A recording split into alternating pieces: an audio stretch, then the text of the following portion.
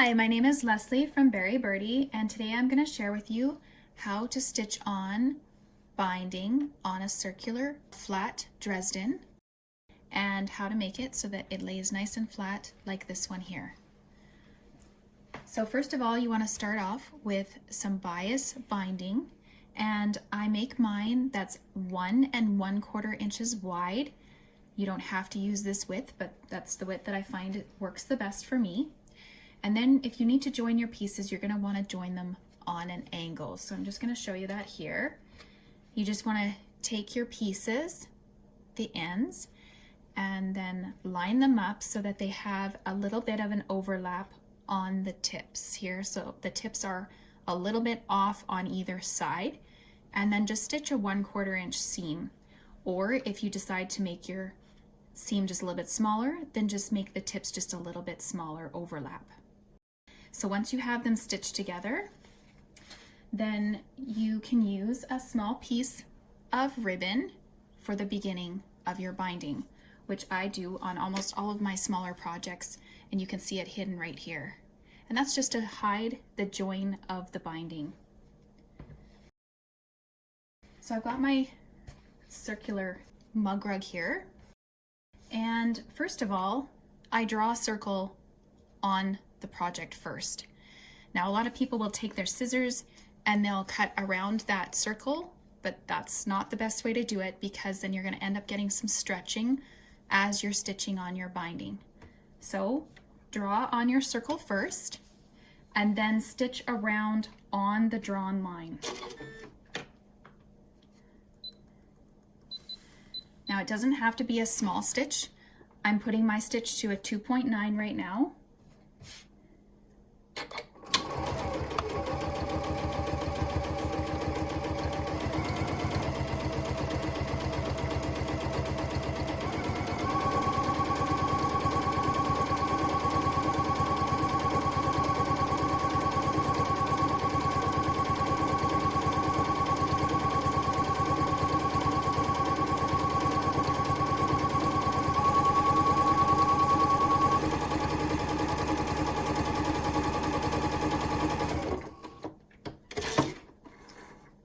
So after you're done stitching all the way around your edge, that's when you want to use your scissors and you want to trim very close to your stitching all the way around.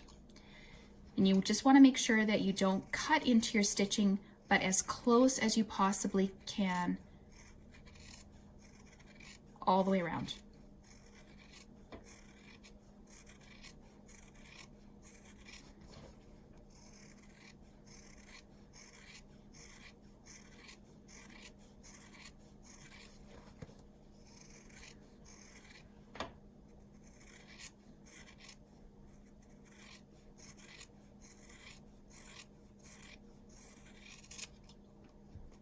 Okay, so now we're ready to sew on the binding. Now you want to just take your ribbon piece and line it up against the edge. Then take your binding, and it's going to sit right in the center of that ribbon piece. So just right in the middle there. Now when you're doing your stitching, you want to make sure that you do not pull the binding at all. So one of the common things with bias binding is that you end up kind of feeling like you should be pulling it as you're sewing, but you almost should be pushing it in instead of pulling it. So I'm just going to show you how I use my fingers here, and I almost slightly gather it as I'm going around.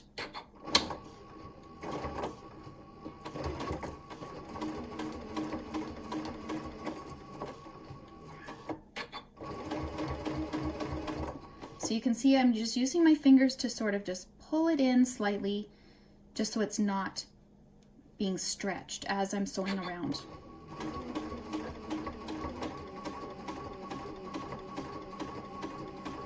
And it's good to go nice and slow, just so that you don't end up having the machine pull it in too fast and end up stretching it as well.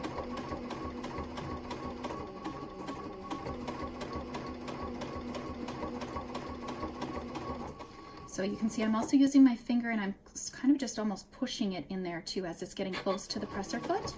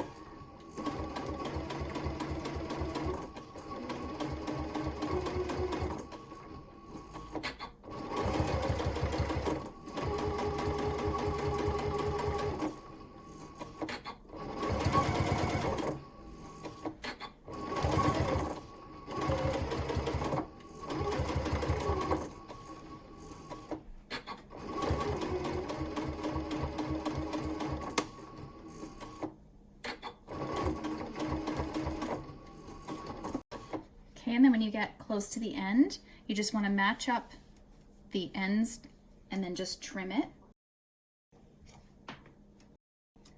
so that they just slightly overlap. Then just continue to sew.